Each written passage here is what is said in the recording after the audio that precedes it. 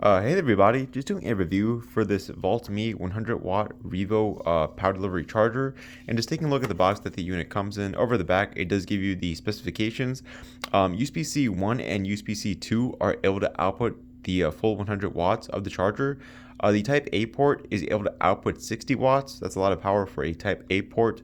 If you're using the two USB-C ports at the same time, C1 is able to output 65 watts and C2 is able to output 30 watts.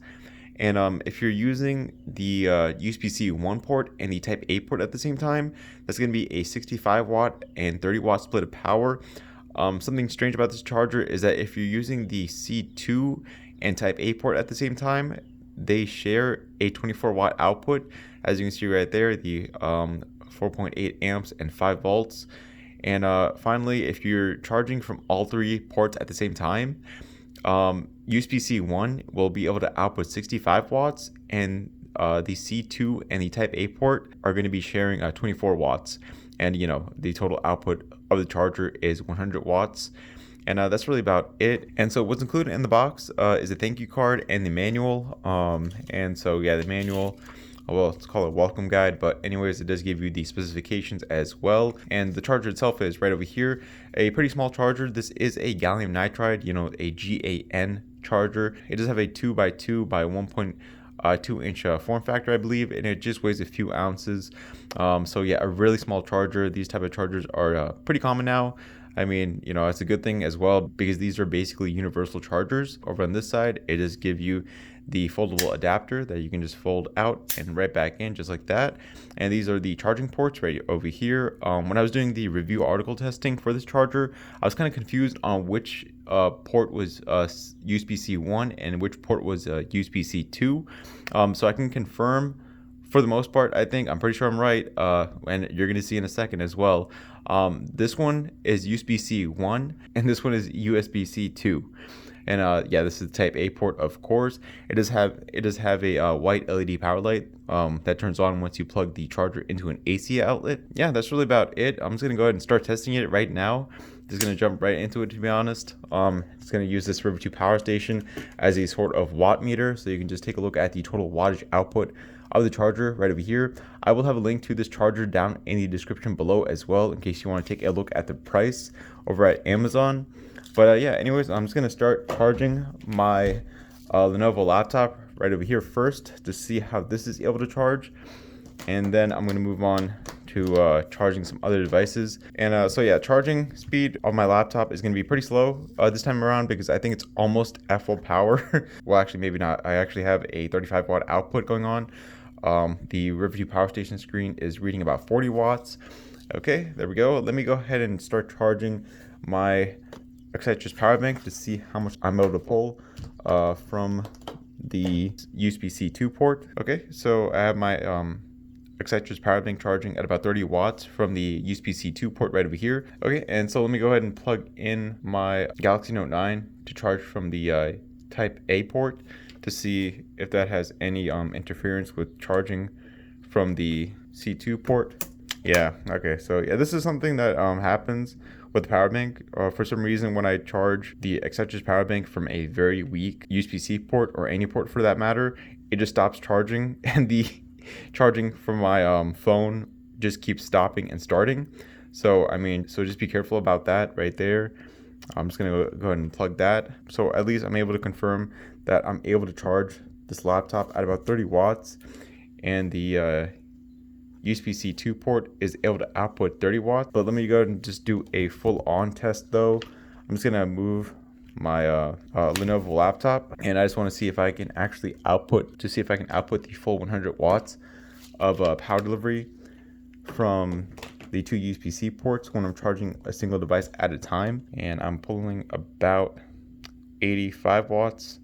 The reading on the River 2 power station is showing about 105 watts. Okay, so yeah, I would consider this to be the full 100 watts of power delivery coming from C1.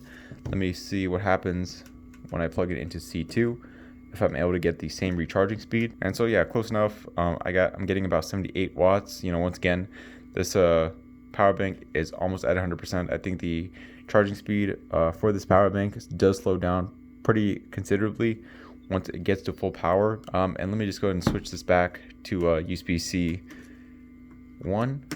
And then I'm going to test out if I can output 60 watts from USB-C 1 and 30 watts from USB-C 2. Okay, so I got the power bank charging at about 30 watts, so that's good. And I have this Accenture's power bank charging at about 65 watts. So yeah, that's exactly what the specifications says it's able to do. Just taking a look at the box again. Right now I have the C1 and C2 port being charged from, and that's a 65 watt and 30 watt split of power. That's exactly what I have happening right over here. 30 watts right here and 65 watts right there. Let me see what happens if I plug in my Note 9 this time again with charging these two power banks. Okay, so I got standard charging for my Note 9, and the basis power bank is not charging at all, likely because the 24 watts that is being shared from the Type A port and the USB-C 2 port is just not enough power for the basis power bank to charge with.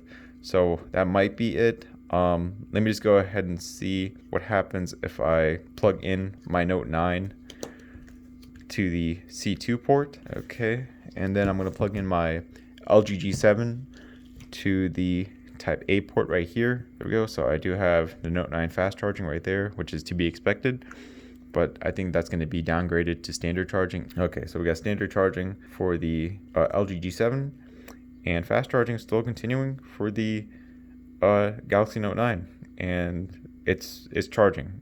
Unlike the basis power bank that just stopped charging altogether, my Note 9 is still charging, and so is my LG G7, and the Accenture's power bank is continuing to recharge at 65 watts from the USB-C 1 port. And so yeah, there we go. I mean, I guess the charger does perform how it's supposed to for the most part. It's just that for specific devices, such as these power banks, when they don't get enough power, I suppose, they don't charge at all. As I saw with the watt meter, not even like pulling out any power from the charger. I mean, that's a device specific issue, to be honest. I experienced that with every single charger that I've reviewed. I wouldn't blame the charger, seriously. Like, I don't think every single charger would have that same problem. And so yeah, that is my review for the VOLTME Revo 100 watt power delivery charger. I can also confirm that this charger does feature PPS super fast charging, because over the back of the box it does mention PPS right there, as you can see. And in my review article testing, I do have a photo of the of my Galaxy S20 super fast charging from either of the USB-C ports on this charger. I will have a link to the product page for this charger down in the description below. I will also have a link to the review article in case you want to read a review for this charger as well. And I will see you all on the next video. All right, goodbye.